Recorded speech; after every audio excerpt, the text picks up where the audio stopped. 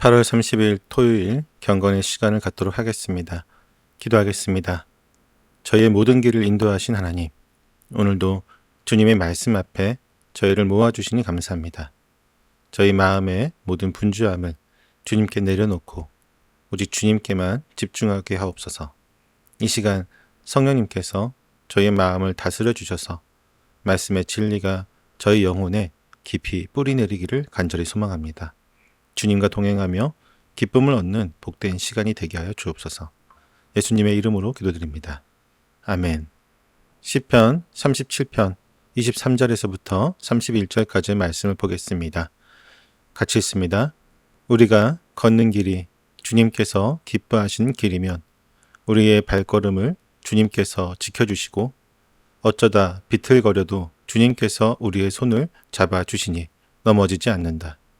나는 젊어서나 늙어서나 의인이 버림받는 것과 그의 자손이 구걸하는 것을 보지 못하였다.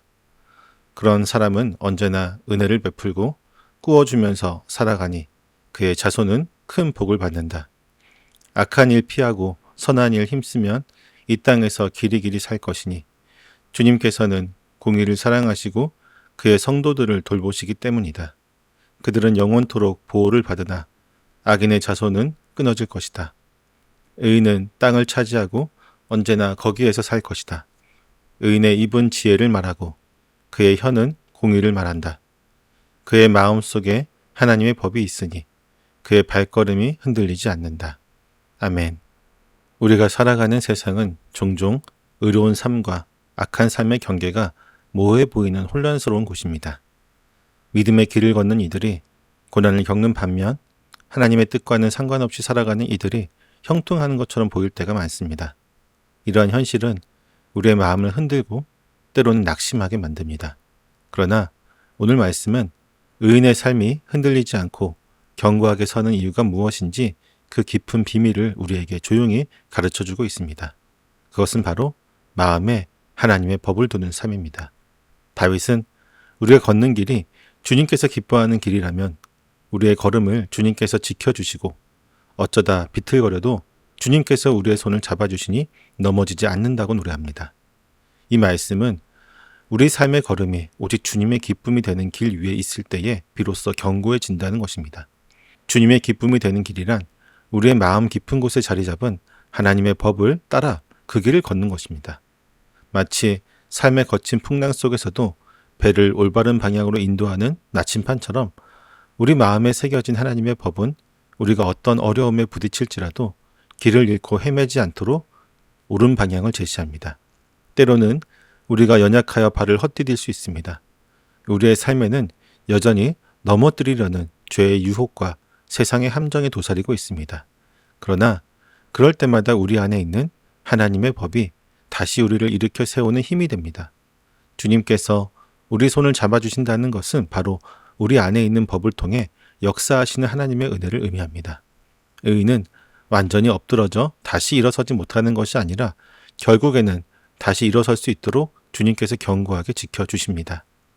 이제 다윗은 마음속에 하나님의 법을 둔 사람이 어떤 삶을 살아가는지 그 삶의 풍요로움을 제시합니다.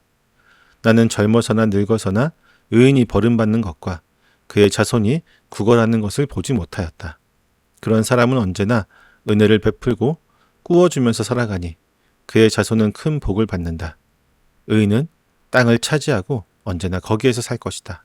이 말씀은 세상이 추구하는 일시적인 부유함과 달리 하나님의 법을 마음에 둔 사람의 삶에는 영속적인 복이 있다는 것을 보여줍니다. 하나님의 복은 한 개인의 삶에만 국한되지 않고 다음 세대로 이어지는 영적인 유산이 됩니다. 하나님의 법이 가르치는 대로 그들은 넘치는 은혜를 자신에게만 쌓아두지 않습니다.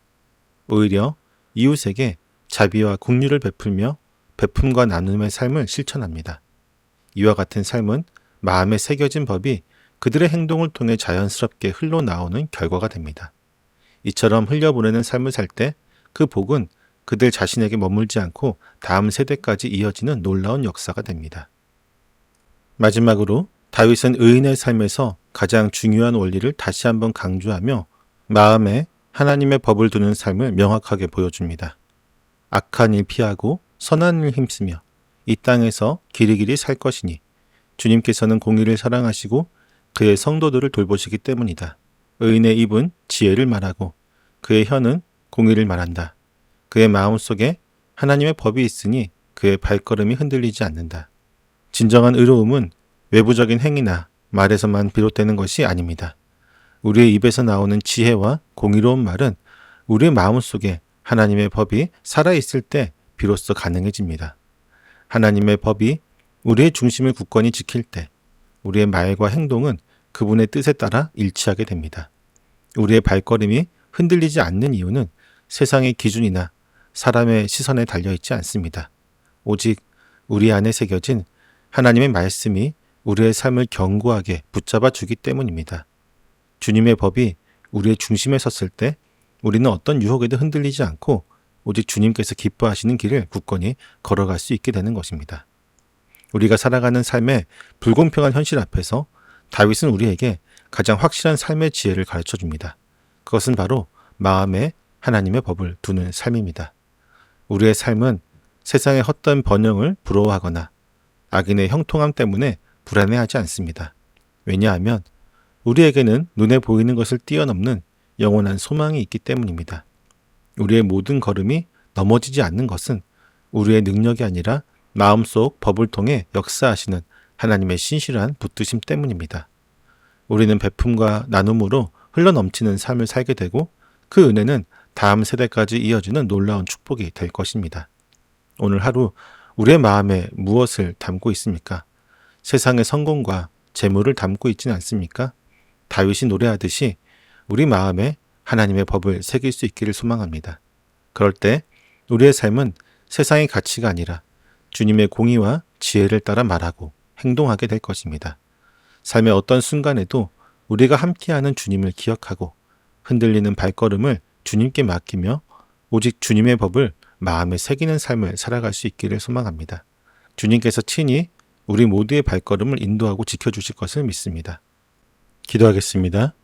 저희의 삶을 경고케 하신 하나님, 오늘 말씀을 통해 악인의 허망한 번영에 마음을 빼앗기지 않고 마음에 주님의 법을 두는 삶이 흔들리지 않는 축복임을 깨닫게 하시니 감사합니다.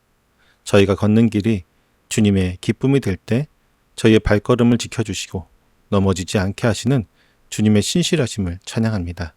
사랑의 주님, 세상의 불공평한 현실을 보며 속상해하고 마음이 흔들렸던 저희의 연약함을 고백합니다.